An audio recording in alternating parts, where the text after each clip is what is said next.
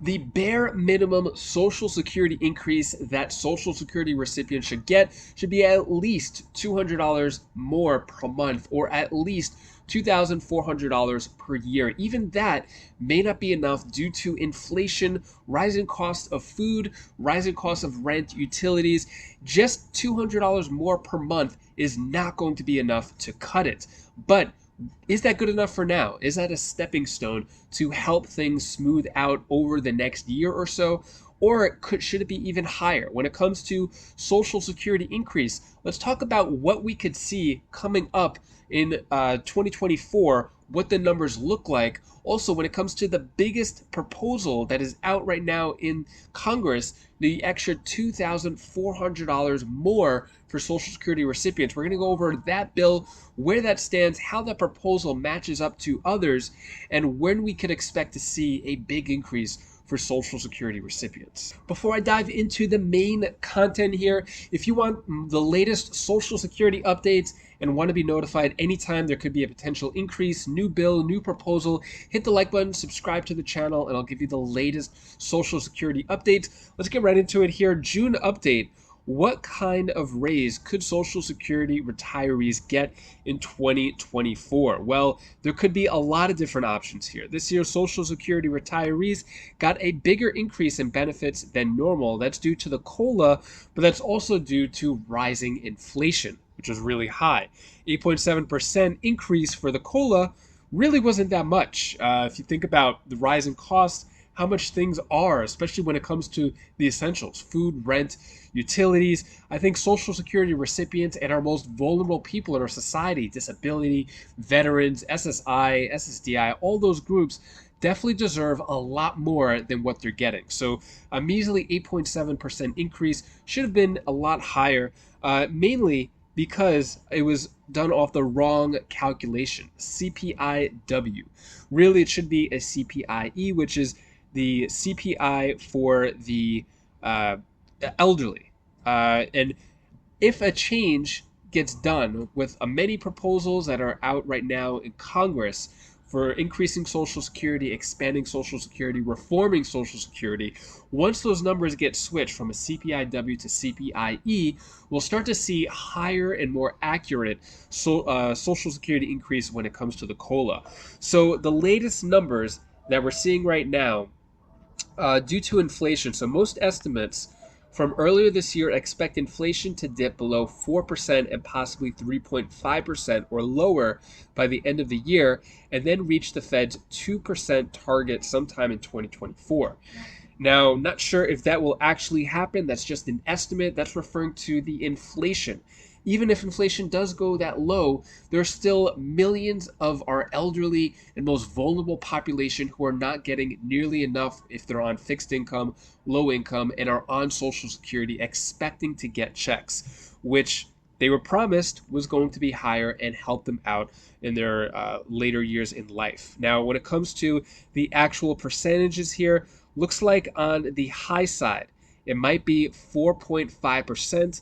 On the low side, 3.5%, depending on inflation.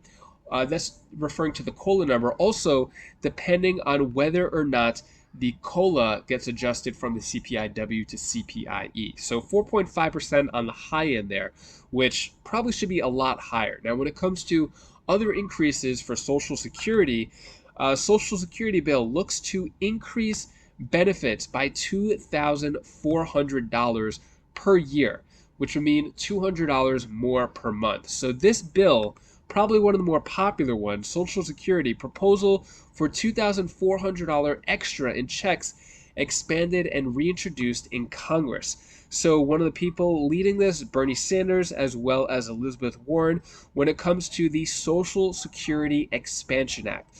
Probably one of the more popular ones, but not the one that's getting the most traction when it comes to Social Security bills and proposals in Congress. So this bill, what it'll do, the most popular parts of it, is it'll just give an extra $200 per month more in every monthly check for every Social Security recipient. Now, I'm not sure if you remember or not, but on President Biden's campaign trail, he actually promised that Social Security recipients would get an additional $200 more per month for every Social Security recipient.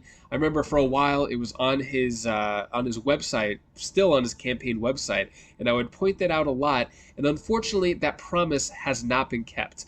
Not sure if he's gonna pull it out of his sleeve as the campaign or as the presidential elections, gets a little closer. Not sure about that, but I'm curious. Should President Biden follow through on his promise to give an extra $200 more per month to every Social Security recipient? He promised it. If he didn't promise it, wouldn't be that big of a deal. Well, it would still be a big deal, but I think people would be a lot less upset. But he actually promised it to gain millions of votes. There's 65 million people on Social Security. If President Biden did not make that promise, I don't think there would be as many as 65 million people upset over that unkept promise. So now, with this proposal in Congress of $200 more per month, it does include a lot more things, but at the bare minimum, I think President Biden should give that $200 more per month increase to Social Security recipients, and other things are important as well. But what do you think? Should he keep that promise? Let me know your thoughts on that down in the comments below. Now, when it comes to this bill, it's going to do a lot of other things. According to the press release from Bernie Sanders' office, this will be done all without raising taxes by 1 penny on over 93% of American households that make $250,000 or less. Saying this, at a time when nearly half of older Americans have no retirement savings and almost 50% of our nation's seniors are trying to survive on an income of less than $25,000 a year, our job is not to cut Social Security. Our job is to expand Social Security. So let me know if you agree with that. Expanding Social Security. Good idea, bad idea when it comes to, besides the payment, but insolvency. Is that something that is important to you as well? Where does that rank on the priority list when it comes to increasing Social Security, solvency, or do you think like maybe just the later generations like mine will figure out the insolvency issue? Really curious what you think about that. Now, when it comes to the conversations that are being had in Congress among Congress members to increase Social Security, help out with insolvency, we're hearing a discrepancy here. Seems like one Republican representative is saying that Democrats believe differently about Social Security than what they're saying when there's a camera around. This is a really big, bold claim, but take a look at this video clip right here. You don't want to miss this. The incredible amount of spending growth and borrowing growth is our healthcare entitlements. It's Medicare. And we have a moral obligation to be able to keep that societal promise.